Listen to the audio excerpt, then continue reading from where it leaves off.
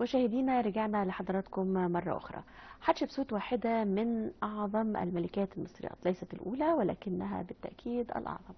معلومات كثيرة جدا عن هذه السيدة التي اتسم عصرها بالرخاء الاقتصادي. كانت قائدة عسكرية وكانت سياسية محنكة، وكانت أيضا مسؤولة عن نهضة اقتصادية كبيرة مليئة بالمباني، وأيضا مليئة بفتح طرق التجارة. كل ما له علاقة بهذه السيدة العظيمة جدا هنعرفه في هذه الفقرة من ضيفتي الباحثة الأثرية دعاء علاء. أهلا بك. اهلا بحضرتك. قبل ما نتكلم عن حتشبسوت أنا عايزة أعرف أكتر عن فريق جولدن باستت، وبديتوا ازاي اخترتوا الاسم، كل ما له علاقة بهذا الموضوع. اول حاجه احنا بدانا في الفكره دي من 5 شهور، ولكن احنا مجموعه من الشباب اصدقاء في الكليه قررنا، وانا قررت تحديدا ان احنا نبدا بالفكره دي، لاننا عامه كطلبه اثار او طلبه ارشاد سياحي بنعاني في فكره ان احنا ازاي ننزل تدريبات، ان احنا ازاي نحضر محاضرات تطور معانا في المجال دوت. طيب بدات اشوف ايه الحاجات اللي صحابي محتاجينها وبدات اوفرها عندي في الفريق. اول حاجه لازم نعرفها ان احنا اول حاجه لازم نظهر على مواقع التواصل الاجتماعي. السوشيال ميديا هي اكتر حاجه بتوصل لكل فرد، وطبعا عن طريق جروبات طلبه اثار على مستوى الجمهوريه عملنا البيج الخاصه بتاعتنا على فيسبوك، واتفقنا على اسم الفريق وهو باستت. بعد كده خليناه جولدن باستت. ثانية واحدة، باستت هي القطة. القطة المصريين القدماء كانوا بيعبدوها، وكانت من ضمن الآلهة المصرية القديمة اللي كانوا بيقدسوها، وكانت مشهورة جدا. يعني حضرتك كان بيتعمل لها جنازات خاصة، وكانت أيوة لو حكاية شفنا في الكشف ويحلقوا حواجبهم عشان خاطرها. في الكشف الأثري في سقارة من مدة قصيرة كنا شايفين كمية مومياوات لقطط خارجة من سقارة كبيرة. يعني ده المصريين القدماء كانوا بيقدسوها زيها زي العجل أبيس مثلا. كانوا بيعملوا لها جنازات زي ما حضرتك قلتي، وكانوا بيخصصوا ليها مومياوات خاصة بيها. طيب احنا بدأنا في جولدن باستت، بدأنا ايه الحاجات اللي بنعملها وايه مركزين عليه. طب باستت قطة، هل معنى كده ان غالبية هذا الفريق بنات؟ اه طب كويس. الأغلبية عندنا بنات، ولكن مش دي عنصرية، ولكن علشان خاطر هم المتفرغين الموضوع بشكل أكبر. تمام. طبعا احنا بنبعد كل البعد عن العنصرية، دي أهم حاجة. بعد كده بدأنا إن احنا نوفر محاضرات اونلاين كتير، سواء لغة هيروغليفية او سواء ديانة او سواء التاريخ المصري القديم. من البداية بدأنا نوفر محاضرات، وعلى سبيل المثال يعني آخر محاضرات عملناها كانت دورة مقومات المرشد السياحي. دي دورة أنا بعلم فيها صحابي إزاي تكون مرشد سياحي ناجح. حضراتكم اللي بتدربوا الطلبة ولا بتستعينوا بنستعين بدكاترة؟ وأنا بقدم بعض المحاضرات بناء على البحث والأدلة. طيب تمام. كله مصريين في بعض، ولا من الوارد استخدام او التعاون مع خبير اجنبي؟ هو احنا ما تعاوناش مع مثلا الناس اللي بتتقب على الاثار عندنا. احنا ما تعاوناش مع حد اجنبي، ولكن في شخصيات اجنبيه بتحضر معانا. في مرشدين سياحيين مصريين عايشين بره بيحضروا معانا وعجبهم جدا شغلنا، ومنهم مرشدين بينزلوا يعملوا جولات هنا في مصر. اما بقى بنقدم المحاضرات، بعد كده بنوفر زيارات ميدانيه. وبرده قبل رمضان قدمنا دوره عن العماره الاسلاميه، وقدمها معانا دكتور متخصص في العماره الاسلاميه. اذا انتوا بتشتغلوا على كل ما على الاراضي المصريه من اثار، سواء كانت مصريه قديمه، قبطي، اسلامي، يوناني، روماني، كل الحقب الزمنيه، كل الحضارات بنشتغل عليها.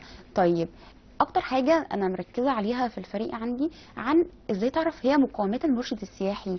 طب انا كدعاء عايزه اشتغل مرشد سياحي، ايه اللي المفروض اعمله علشان اقدر اقف واشرح على ارض الواقع؟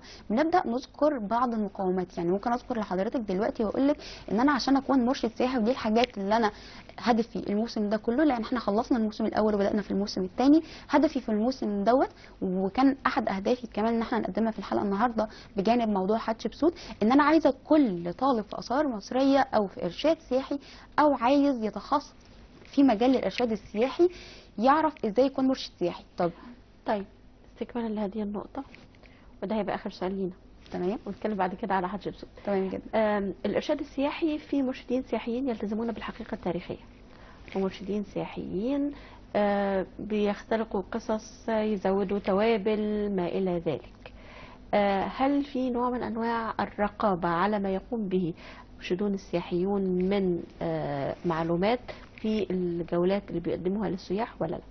اكيد في رقابه، بالاضافه لان بيبقى في فيدباك على كل جوله بتتعمل. يعني الناس مثلا، انا كمرشد سياحي نزلت مع الجست بتاعي، اكيد طبعا الشركه اللي انا تابع فيها بتاخد راي الناس اللي انا نزلت وشرحت لهم. اكيد التعليقات بتكون في تعليقات سلبيه وفي تعليقات ايجابيه. يعني مثلا في محاضره من المحاضرات نبهت على اصدقائي على معلومه مهمه جدا: بلاش يكون عنصري، بلاش تكون شخص عنصري، بلاش شخص يكون بيزود في المعلومه. يعني انا مثلا اتسالت عن معلومه انا مش عارف اجاوب عليها، زي ما حضرتك قلتي بيزود بهارات وبيزود حاجات من عنده. طيب انا مش عارفه المعلومه، هل ابدا اتكلم من عندي واقول اي كلام وخلاص علشان خاطر اعدي الموقف؟ لا، ما ينفعش تماما. أنا سألتك هذا السؤال ليه؟ لأنه شخصية حتشبسوت غنية جدا تاريخيا، وغنية أكتر بالقصص والحواديت المختلقة عليها غير الثابتة تاريخيا. بالاضافه مثلا لو احنا اتكلمنا، يعني ممكن اربط فكره الارشاد السياحي بحتشبسوت ورحلتها في بلاد بونت مثلا. يعني احنا مثلا عندنا عارفين ان لا، سنوت خلينا نسأل الأول مين حتشبسوت، الملكة وترتيبها في الأسرة 18، وإزاي وصلت إلى الحكم رغم أنه غالبا كان الرجال من يحكمون مصر، ويبقى في ملكة قوية تقف جنبه أو ملكة أو ما إلى ذلك، لكن علشان ترتقي الحكم لوحدها دي هي الجديدة. طيب تمام. عملت ده إزاي؟ خلينا نتكلم عن الست المصرية القديمة في نبذة صغيرة. الست المصرية القديمة زي ما حضرتك قلتي كانت ملكة وأم وزوجة، هي اللي كانت بتدعم زوجها. زي عندنا مثلا من البداية خالص من الجنوب بحكام طيبة، سكن نراع وكاموس وأحمس، مين اللي كانت بتدعمهم؟ هي الأم والزوجة. طيب بعد كده على مر العصور كان في هي كانت يحتب أظن. يحتب. تمام. ولكن احنا دلوقتي عندنا المرأة المصرية القديمة، زي ما احنا هنقول ان حتشبسوت هي مش اول امرأة يذكرها التاريخ بالقوة دي، ولكن هي سابت لينا علامات وحكايات كتيرة قوي يشهد التاريخ عليها. لكن احنا ممكن نشوف لكل سيدة مصرية قديمة موقف او اتنين يذكرهم التاريخ. وكان في ملكات في مصر القديمة قبل حتشبسوت، وفي ملكات في الاسرة، في ملكة في الاسرة الثانية، بس اكتر ملكة لسه بتنذكر بقوة لحد النهاردة هي حتشبسوت. طيب مين هي حتشبسوت؟ هي ابنة الملك تحتمس الاول، وترتيبها هو الخامس في الاسرة 18. واحنا عارفين مؤسس الاسرة 18 هو الملك احمس. بعد فترة الاضمحلال اللي كانت بتمر بيها البلاد، اسس اسرة جديدة ومرحلة جديدة وهي الاسرة 18، وكانت من احفاده هي الملكة حتشبسوت بنت الملك تحتمس الثاني وبنت الملكة احمس. طيب انجب الملكه حتشبسوت. طيب هي الملكه حتشبسوت كانت هي البنت الوحيده للملك تحتمس الاول؟ لا، ما كانتش البنت الوحيده، وكان في بنات تانيين من رباط القصر او من الزوجات الثانويات او من السيدات الموجودين في القصر، ولكن هي دي البنت الوحيده اللي موجوده بالدم الملكي من اب وام ملكيين. طيب لأنها كانت مقاتلة. مقاتلة لأن هي واخواتها وكل الأمراء في البيت الحاكم أو في القصر وأبناء الوزراء كانوا بيتدربوا في المدارس التابعة للقصر. طيب زي ما احنا عندنا هنا كانت قائدة عسكرية فعلا. كانت قائدة عسكرية، واحنا بعدين احنا هنشوف حتشبسوت بتظهر في هيئة الرجال. دي كانت فعليا ست قوية وصوتها مسموع حتى في خلال حكم أخوها. طيب هتقولي لي أخوها؟ دلوقتي حتشبسوت لما كانت عايزه تحكم البلاد، هي كانت من وهي صغيره بنشوف احنا طفره في البنات وهم صغيرين، فمعظم البنات بنلاقي البنت هي اللي متحمسه وعايزه تكون وعايزه تسيطر، وفي ولد بيكون هادي كده، هو بيكون شخصيته قويه وكويسه، بس البنت في بنات كده بنلاقيها طاغيه اكتر. طيب من ضمن الشخصيات دي كمان شقيقها كان اصغر منها شويه. تحتمس الثاني كان من زوجة ثانوية غير ملكية. طيب رغم الملك تحتمس الأول قال يا جماعة تحتمس دوت أمه أصبحت ملكة، أو خلاها بمثابة ملكة في القصر بعد ما أنجبت له الوريث الوحيد، لأن هو عنده بنات كتير أهمهم حتشبسوت لأن هي الوحيدة اللي من الدم الملكي، ولكن هو كان بيميز طبعا الولد، يعني ده الوريث بتاعي. طيب في معلومة كده صغيرة عايزة أقولها لحضرتك، إن البنت في مصر القديمة هي اللي كانت بتدي شرعية للحكم. هقول لحضرتك مثال، نرجع لورا بالزمن شوية، عصر أسرة الخمسة. في نهاية عصر الأسرة الخمسة كان عندنا الملك أوناس صاحب هرم أوناس اللي موجود في سقارة، وده هرم عظيم موجود فيه متون الأهرام. طيب مين اللي حكم بعده؟ ده آخر ملك من ملوك الأسرة الخمسة، وما كانش عنده أي ولد ذكر يتولى العرش من بعده، ولكن بنته الكبرى اتجوزت الكاهن تيتي. طيب تيتي ده كان مجرد كاهن، وصل للعرش ازاي؟ عن طريق ان هو بقى زوج بنت الملك الكبرى، فده اداله صلاحيه ان هو يورث العرش من بعد الملك أوناس. وبدا ان هو كمان، لو شفنا كمان يعني كان اخر ملك ان هو في الاسره الخمسه الملك أوناس وعمل لنا متون الاهرام. بعد كده جه الملك تيتي اتبع نفس الطريقه، وبدات بقى تبدا طفره جديده في الفن. نبعد عن الموضوع ده شويه. إذا الزيجات كانت طريقة لغير الملكيين لأنهم يتحولوا، أو غير أصحاب الدماء النقية ليتحولوا لملوك. وكان الموضوع في الاول وفي الاخر بيرجع للبنت. يعني السيده في مصر القديمه هي اللي بتضيف الشرعيه مش الراجل. يعني تمام. مثلا احنا كان عندنا احمد تحتمس، عذرا تحتمس اهوت الثاني، ابوه الملك تحتمس الاول، وده ملك عظيم والمفروض ان ده ملكي، ولكن الام لازم تكون من العيله المالكه. تمام. طيب أجبرت على الزواج بأخيها. مش اجبرت، ممكن نقول الموضوع دوت كان في مصلحه لحتشبسوت. يعني انا نعم. شايفه ان الموضوع دوت فيه مصلحه لحتشبسوت. حتشبسوت لو كانت فجاه كده قالت انا عايزه اكون الوريثه للبلاد، بما اني انا البنت الملكيه الوحيده اللي موجوده في القصر، كان كل الشعب هيعارض. بنت مين دي اللي هتحكمنا؟ كان في حكام قبلها ملكات حكموا البلاد، وعندنا مثلا على سبيل المثال من عصر اسره تانية، ولكن كان احنا عندنا دايما اللي هو لو جينا مثلا النهارده بعيدا عن اي منطق حد قال لي عايز رئيسه الجمهوريه تبقى واحده ست، بعيدا عن ان هو احنا دلوقتي اهو في عصور تنوير وفهمنا وواعيين لكل حاجه، الا ان الصلاحيه الكبرى هيقول لك انا رايح اختار الراجل. حتشبسوت حكمت بطريقه غير مباشره من خلال زواجها من اخوها تحتمس الثاني. انا قلت لك ان حتشبسوت كانت الشخصيه القويه، الشخصيه الطموحه، الشخصيه اللي بتسعى دايما وبتعافر. طيب الشعب أخذ والكهنة أخذوا بالفعل على أنه هذه السيدة هي اللي مشيت الأمور. بالظبط. حتشبسوت كانت شخصيتها القويه بتساند تحتمس الثاني في الحكم. يعني احنا ممكن نقول امتى بقى خرجت من عباءة تحتمس وحكمت لوحدها؟ واحده واحده هنعرفها. هحكي لك حاجه بسيطه وندخل على الحته دي على طول. حتشبسوت تزوجت من اخيها تحتمس الثاني وانجبت 2 من الاميرات، نفرورع وحتشبسوت الصغرى. احنا هنلاقي في النقوش عندنا حتشبسوت الكبرى حتشبسوت الصغرى. طيب يقال في كتاب من الكتب اللي قراتها بيقال ان تم انجاب ولد ذكر ولكن توفي وهو صغير من حتشبسوت، ولكن ما كانش بقى في وارث تاني يحكم عرش البلاد من الدم الملكي. حصل تاني للمره الثانيه ما فيش وريث ذكر، ولكن في تحتمس الثالث من زوجه ثانويه وهي ايزيس. هي كانت غير مصريه، تمام، او ايزا زي ما كان بيقال عليها. طيب دلوقتي الملك تحتمس الثاني حتشبسوت كانت بتحكم من خلاله بطريقه غير مباشره، وتوفي الملك تحتمس الثاني. مين اللي هيحكم البلاد؟ الطفل الصغير تحتمس الثاني؟ مش منطقي. هو وريث الشرعي الموجود في البلاد، والوصيه عليه هي الملكه حتشبسوت اللي هي مرات ابوه وعمته في نفس الوقت. طيب عمته دي هتبدا ان هي تزوجه بنتها نفرورع، اللي بعد كده نفرورع اللي هيربيها سنموت. سنموت واحد من الشخصيات اللي مؤثره في التاريخ جدا في هذه الفترة وفي التاريخ. وكان شخص كان قريب جدا وكان جاك اوف اول تريدز، يعني بيعمل كل حاجة. عايزين نعرف اكتر عن هذه الشخصية اللي كانت كاهن ومهندس ومربي وبيعمل حاجات كتير قوي. سنموت كان قريب جدا من حتشبسوت، بس هو كان شخص عادي في البداية. بس في عادة عند الحكام المصريين القدماء او الملوك المصريين القدماء، انا كملك مصر قديم بكبر واحد من عامة الشعب او انسان عادي اوصله لطبقة النبلاء في الدولة. ده ازاي؟ يعني احنا مثلا عندنا امحتب في عصر اسرة ثالثة، وعندنا سنوت في عهد الملكة حتشبسوت اسرة 18، وعندنا برضو امنحتب بن حابو. دول كلهم كانوا ناس عاديين جدا، وصلوا للمكانة دي عن طريق السعي والشغل المستمر. والتميز الشخصي. يعني احنا مثلا هنلاقيهم دايما كاهن وزير ومهندس وطبيب. طيب هنلاقيها ثابته في الشخصيات الثلاثه اللي انا ذكرتهم.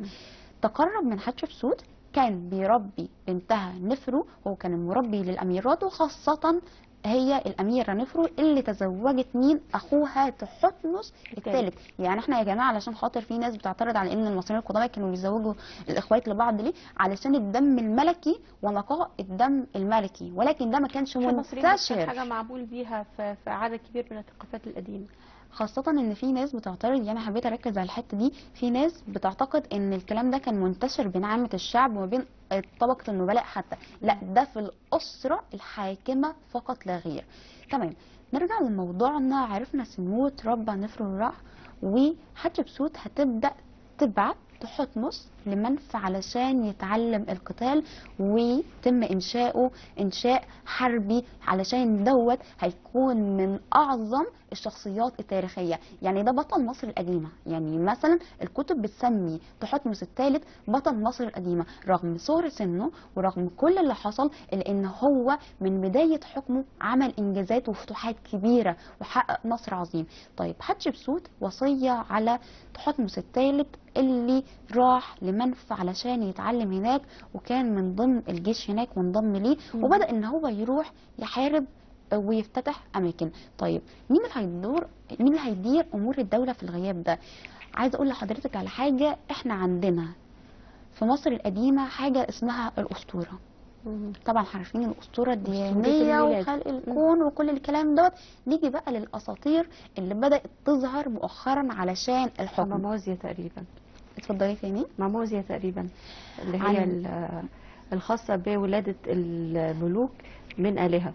بالظبط. عندنا اول مثلا مثال عندنا دلوقتي، بس احنا نقول، انا هقول مثال الاسطوره بتاعه تحتمس الثالث، لان بناء عليها حتشبسوت هتعمل اسطوره الولاده الالهيه بتاعتها من الاله امون. طيب ايه اللي حصل علشان حتشبسوت تعمل الاسطوره دي؟ طبعا الملك تحتمس الثاني كان عارف ان اخته ومراته شخصيه قويه ومن بعده هتسيطر على الحكم، لانها اصلا في خلال حكمه كانت هي ممشيه امور الدوله من الباطن. احنا مش بكده بنهين الملك تحتمس الثاني ولا بنقلل من قدره ولا من مكانته ولا اي حاجه، لكن حتشبسوت كانت شخصيه قويه، وكانت شخصيه مطلعه، وكانت شخصيه محاربه، وكانت شخصيه اتعلمت على ايد الحكماء وعرفت الاصول والعادات والتقاليد والقوانين المصريه القديمه بشكل كويس جدا. طيب حتشبسوت تحتمس الثاني كان ابوه كان تحتمس الثاني بيرسل ابنه تحتمس الثالث عند الكهنه في معبد الكرنك علشان يتربى على ايديهم هناك. طيب في عيد الاله امون او في عيد من اعياد الاله امون، الموكب بتاع الاله بيكون معدي. قالوا ان تمثال الاله امون وقف وبص ناحيه الملك تحتمس الثالث او الامير تحتمس الثالث، لانه كان لسه امير في الوقت دوت، وبص له ونادى عليه وقال له ما يقال ان دوت الوريث بتاعه ده في الكرنك. ودي كانت هناك. هنلاقي بقى حتشبسوت بعد كده هتحط المسلتين بتوعها في الكرنك هناك علشان تثبت ان هي ابنه الاله امون، وعلشان خاطر تغطي على الاسطوره السياسيه دي. هي ما كانتش بتكره ابن اخوها، ولكن هي كانت عايزه تكون شخصيه قويه. طيب حتشبسوت هتبدا بسبب كده تعمل لنفسها اسطوره سياسيه دينيه. طيب اسطوره سياسيه دينيه ليه؟ لان هي عايزه تتولى عرش البلاد، فهتبدا تختلق اسطوره بالتعاون مع الكهنه وبدايه من سمنوت. انا عايزه اقول لحضرتك على حاجه، سمنوت كان بيرسم الفيلم وحتشبسوت بتنفذه. تمام. طيب ازاي؟ هو طبعا الكاهن بتاعها وهو المهندس بتاعها. اول حاجه الكاهن بتاعها لما هيتعاون مع كهنه امون ويدعوا الاسطوره الالهيه، وهي ان الاله امون اللي هو كبير الآلهة والإله الأعظم عند المصريين القدماء، هيتمثل في جسد تحتمس الأول وينجب من الملكة أحمس الأميرة حتشبسوت بنته، واللي هتكون صفية أمون والمفضلة عند أمون، وهتتخذ ألقاب كتيرة جدا بتميزها كابنة للإله أمون. طيب مين الربة اللي هترعى حتشبسوت في صغرها؟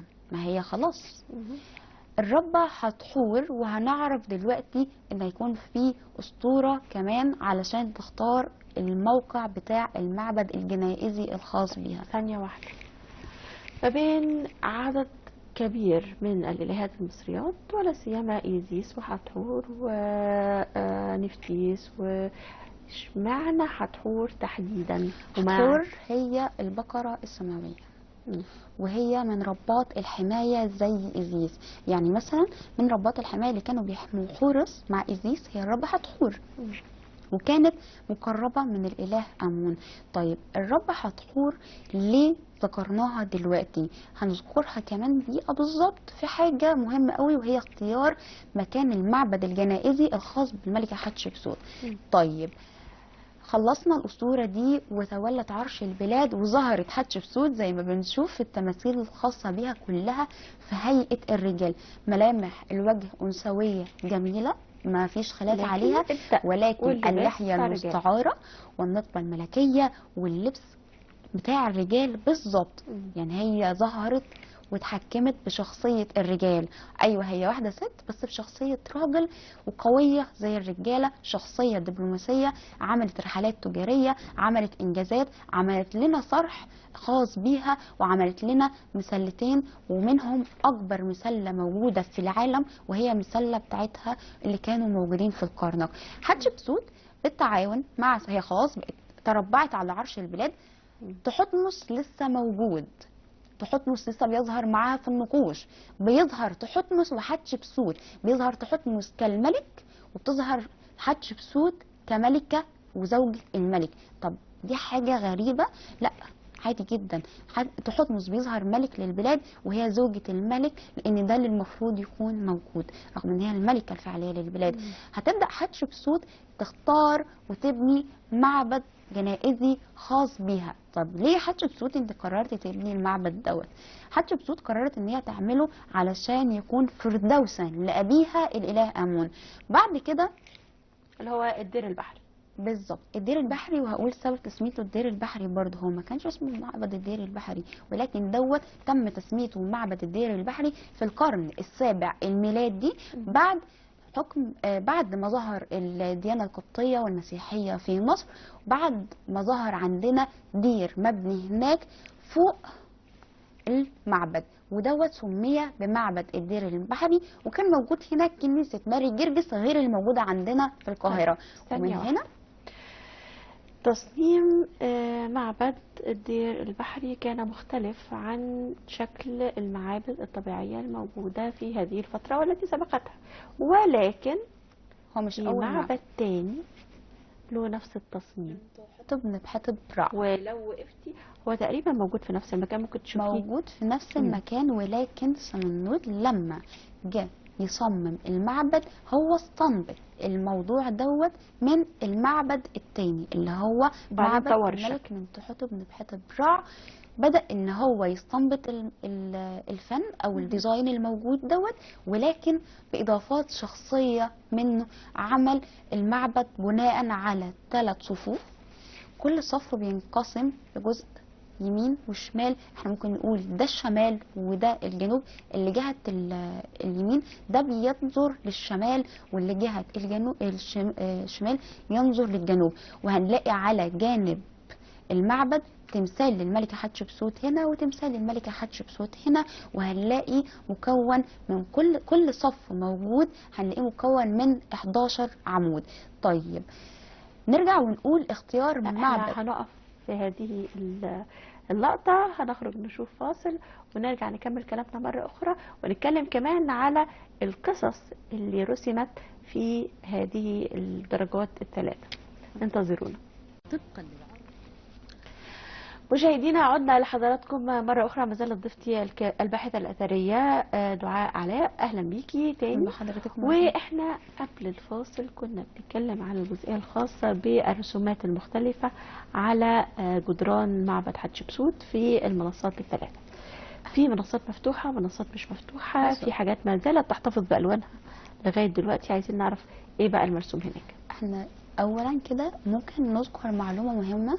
احنا قلنا ان معبد حتشبسوت هو فردوسا للاله امون، وهنلاقي فيه برضو مقاصير للالهه الثانويين، حتحور، الاله انوبيس، هنلاقي ليهم مقاصير موجوده هناك. وطبعا في المقاصير دي هنشوف دي الرسومات اللي داخل المقاصير المغلقة زي ما حضرتك قلتي، في حاجات مكشوفة وفي حاجات مغلقة. طيب نبدأ بالمغلقة ونقول ان احنا هنشوف فيها حتشبسوت وهي تنظر للآلهة وهي بتقدم القرابين للآلهة سواء حتحور وأنوبيس إلى آخره. طيب بعد كده نيجي بقى للمقاصير، نيجي عذرا للصفوف اللي موجودة بره. قصة الميلاد قصة في الميلاد مكان مفتوح ولا هنشوفها مقفول؟ مفتوح. مفتوح. طيب احنا هنشوف أسطورة ميلاد الرب الملكة ملكة. حتشبسوت موجودة بالتفصيل، وهي الملكة الأولى اللي تنفذ حاجة زي كده علشان التاريخ كله والأجيال الجاية كلها تشهد على عظمة الملكة حتشبسوت، وإن هي كان عندها صلاحية إن هي تحكم البلاد، هي ما حكمتش البلاد كده وخلاص. وهنشوف برضو حكمت على قد ايه؟ حوالي من 20 ل 21 سنة، توفت بعد 20 سنة من حكمها. ولكن احنا ممكن نقول ان الملكة حتشبسوت بدأت في بناء المعبد دوت في السنة التاسعة من حكمها. طيب حتشبسوت كملت بناء المعبد دوت، توفت قبل ما يتم الانتهاء من بناء المعبد. وهنشوف الكلام دوت في الصف الأخير من فوق، ان عندنا الأعمدة غير مكتملة. يعني احنا مثلا وما كملهوش بقى لانها توفت. لم يكتمل ووقف على كده، لان احنا هنشوف بعد كده ان تحتمس هيبدأ في السنة حوالي 20 من حكمه ان هو يهدم آثار حتشبسوت. ليه طيب بقى؟ هل حتشبسوت هي وتحتمس كانوا أعداء؟ لا، مش هقول ان تحتمس وحتشبسوت كانوا اعداء، ولكن الموضوع هيتطور سياسيا بعد كده، لان تحتمس هيمحي حتشبسوت واثارها من التاريخ. يعني مثلا عندنا مثال للمسلات بتاعت حتشبسوت اللي موجوده في معبد الكرنك، خربش اسمها. بعيدا ان هو هيخربش اسمها، ولكن الحاجات اللي موجوده بجوار اسماء الالهه او تماثيل الآلهة احتراما وقدسية للمكان هو مش هيقرب منها. يعني مثلا عندنا المسلة بتاعتها هيقوم باني حائط قدامها وكاتب اسمه والنقوش بتاعته والمظاهر الحربية بتاعته. بعد كده هنقول ان احنا عندنا ذكرا، بما اننا ذكرنا المسلتين اللي موجودين في الكرنك اللي وضعتهم في المكان اللي بدأت من عنده الأسطورة بتاعة تحتمس الثالث، تمام. حتشبسوت هنشوفها ممثلة طريقة نحت المسلتين من محاجر أسوان، من محاجر جرانيت من أسوان، ونقلهم بالتفصيل. يعني احنا هنشوف الأسطول البحري اللي استخدمته حتشبسوت في رحلات بالاسماك كتير الملونه اللي بكل موجوده في جميله. التفاصيل. يعني احنا مثلا هنشوف بجانب ان احنا عندنا حتشبسوت مثلت لنا الأسطول، السفينة الكبيرة الرئيسية والسفن التانية اللي أصغر منها اللي متحمل عليها المسلتين اللي هم حجمهم مش طبيعي، حوالي 25,000 طن، حجم كبير جدا ان هو يتحمل على دي. فكانت كل حاجة بعناية. وهنشوف هناك في التفاصيل الأحبال اللي كانوا بيشدوا فيها، عدد الجنود اللي كانوا بيحملوها، المهندسين اللي موجودين، الشعب اللي موجود على ضفاف نهر النيل وبيهلل بالإنجاز أو الطقس العظيم اللي بيحصل دوت. وهنشوف لغاية ما توصل للكرنك، وهنشوف برضو طقوس صيد السمك، وهنشوف برضو صيد الطيور. طيب صيد الطيور ده كان بيمثل ايه؟ كان بيصيد الاعداء، صيد الطيور. وان احنا نشوف على جدران معبد حتشبسوت مناظر الصيد في جانب كامل في صرح من المعبد خاص بصيد الطيور، او هنسميه بصيد الطيور. وهنلاقي فيه هناك طائر كده قوي، وده انتصارا، ده بيمثل انتصار لحتشبسوت ان هي انتصرت على احد انها الاعداء. الطائر الاقوى طيب. في سماء السياسه. بالظبط. وهي انتصرت على احد الاعداء، وان هي المسيطره على العرش وحكم البلاد رغم ان هي ست. تظل قصه رحله بلاد بونت وطريقه تصوير ملكه بونت في المعبد مسألة مغرية جدا. في رأيين اتنين. رأي من الآراء بيقول إن ده كان شكل الست وإن دي كانت ترهلات أو مرض في جسمها. الشخص تاني بيقول إن الست ضايقت حتشبسوت فقررت حتشبسوت إن هي تمثلها ده ذم ليها، إن هي بتذمها. في ناس بيقولوا إن حتشبسوت أقدم بس بشكل كاريكاتيري. ايوه، اللي هي بتذمها بالمنظر دوت. وفي راي تاني من الاراء برضو بيقول احنا عندنا رايين، فاحنا لما نيجي نتكلم نذكر الرايين. راي بيقول ان دي كانت ترهلات في جسم البنت، لكن الست كانت ممتلئه يعني، لكن بنتها وجوزها موجودين. وكمان الحمير اللي كانت موجوده كان ممكن تكون بتعتليها طالما هي تعبانه. لكن انا برجع للراي الارجح من وجهه نظري كدعاء، ليه ان هي ضايقتها فقررت ان هي تذمها بالطريقه دي وتذمها مدى التاريخ بالمنظر اللي هي رسمتها بيه ده. وبعدين في معلومه مهمه، احنا عندنا القطعه دي الاصليه موجوده في المتحف المصري، ودي حاجه انا بستغرب لها قوي. يعني احنا عندنا القطعه الاصليه بتفضل في مكانها وبنعمل لها كوبي بيست نحطها في المتحف او في المعرض. اللي مستغربه لي قوي من ساعه ما نزلت المتحف المصري اول مره، اللي هو احنا موجود عندنا القطعه الاصليه وموجود كوبي بيست هناك، اللي هو ازاي؟ يعني انا مش مقتنعه لحد دلوقتي اللي هو ازاي. طيب بعد كده هنشوف رحله بلاد بونت.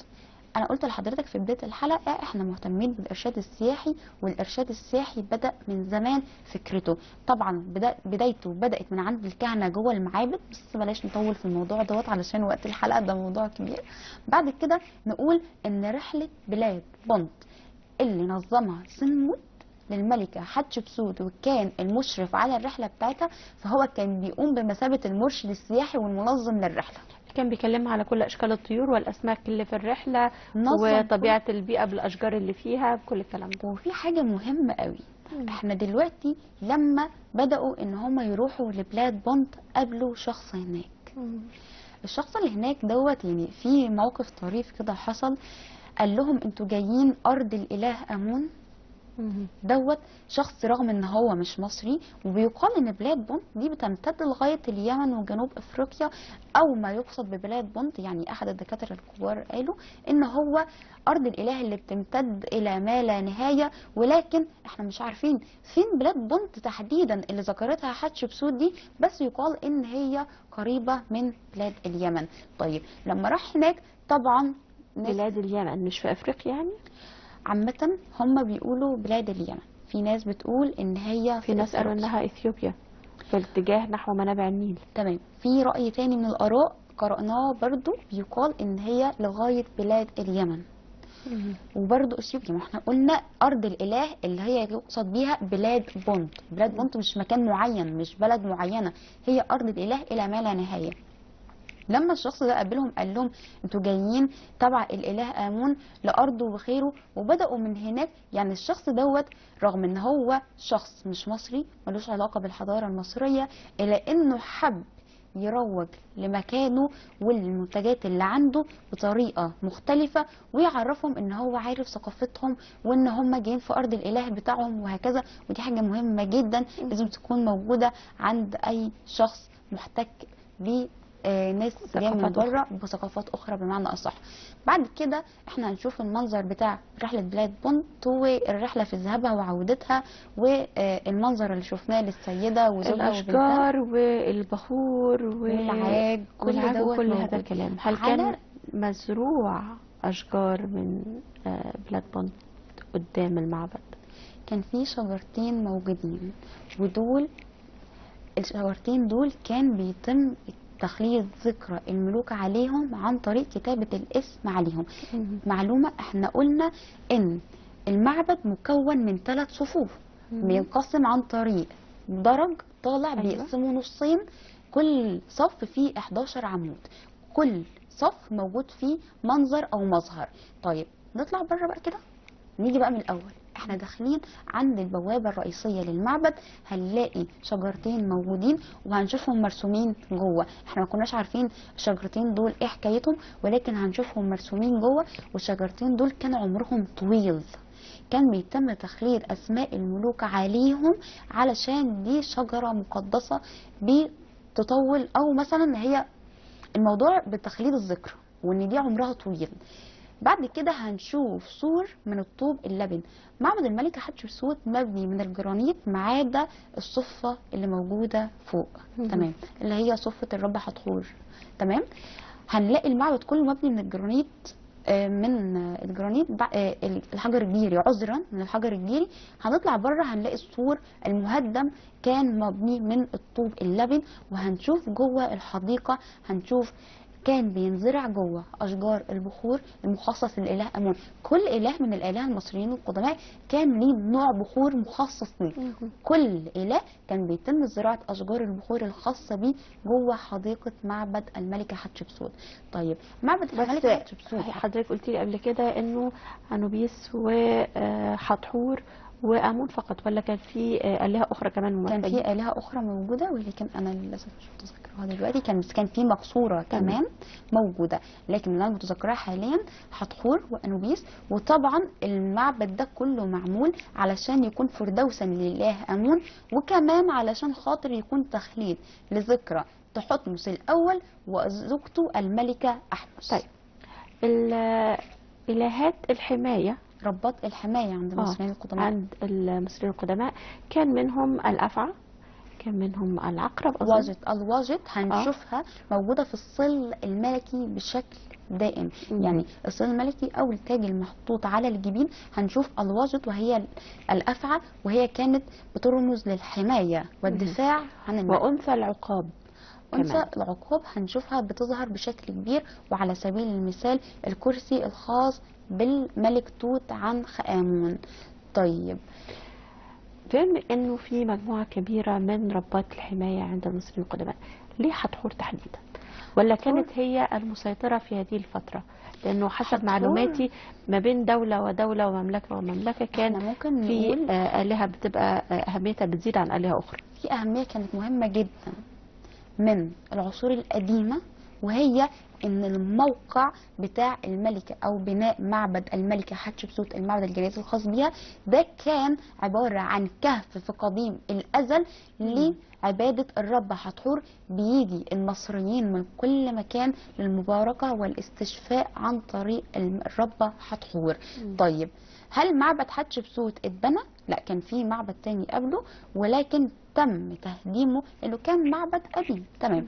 وتم استنباط الديزاين او تصميم من معبد الملك نبحتبرا، من تحتب نبحتبرا، وتم انشاء المعبد. طيب قدس الاقداس في العادي كانت بتكون هي اخر مكان في المعبد. احنا اصلا الديزاين بتاع المعبد المصري القديم مثلا بيكون من بره واطي، ندخل نلاقي الارض بترتفع والسقف بينخفض. يعني احنا ندخل جوه نلاقيه كده فعليا، الارض السقف كده والارض كده. في البدايه اصلا ما بيكونش فيه سقف، ولكن احنا في معبد حتشبسوت هنلاقي قدس الاقداس منحوته جوه في الصخر.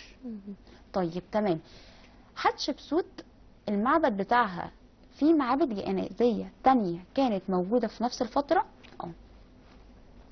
قام الملك تحتمس الثالث بإنشاء معبد جنائزي خاص به بين معبد منتحتب نبحتبرا وبين معبد الملكة حتشبسوت.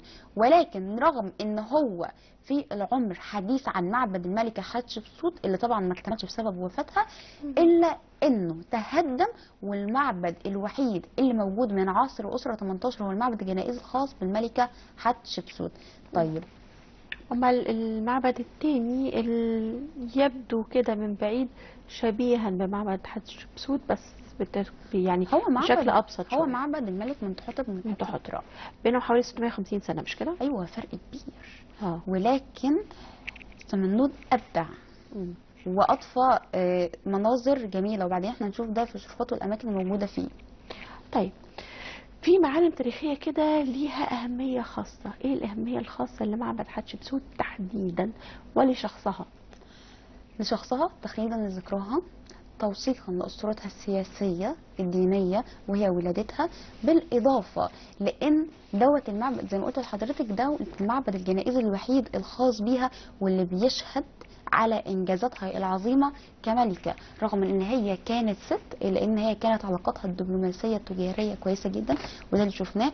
طبعا رغم ان هي كانت ست الا اننا شفنا اعظم مسلتين اتعملوا في التاريخ، رغم ان هي كانت ست الا اننا بالمناظر اللي موجوده شفنا ان هي كانت امراه قويه مسيطره ومتربعه على العرش، بالاضافه ان هي مسيطره على الاعداء. فترة حكم الملكة حتشبسوت كانت دبلوماسية، ولكن في نفس الوقت كان تحتمس الثالث بيعمل انتصارات وبيأمن الحدود، وعشان كده زي ما قلت لحضرتك هنشوفهم بيظهروا مع بعض دايما. احنا هنعمل فقرة عن تحتمس الثالث، تحتمس الثالث شوف بقى القصة بتاعته ايه بالظبط. يستاهل فقرة كاملة خاصة بيه بجد. الباحثة الأثرية دعاء علاء، شكرا جزيلا على وجودك معنا شكراً النهارده، لحضرتك. نورتينا. إن شاء الله يبقى لنا لقاءات أخرى وحواديت مصرية أكتر. شكرا جدا لحضرتك، اتشرفت بوجودي مع حضرتك. مشاهدينا الكرام، بكده انتهت هذه الفقرة. بعد الفاصل زميلتي العزيزة جدا عبير عبد الله وستصاحب حضراتكم في زيارة إلى الإسكندرية، وإن شاء الله تكون فقرة مليئة بالإضاءات على أماكن كثيرة تستحق الزيارة في هذه المدينة الرائعة.